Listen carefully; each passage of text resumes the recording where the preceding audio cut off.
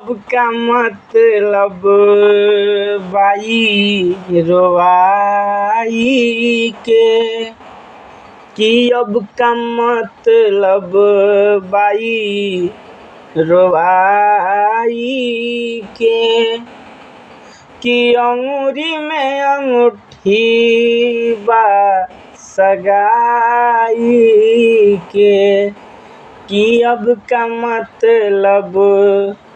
बाई रोवाई के, कि अंगूरी में अंगूठी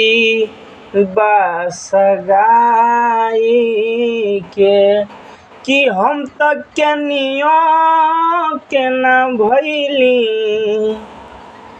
कि हम तक के नियो के ना भइली, दिल लगाई के, कि अब का मतलब बाई रोवाई के, कि अंगूठी में अंगूरी बा सगाई के,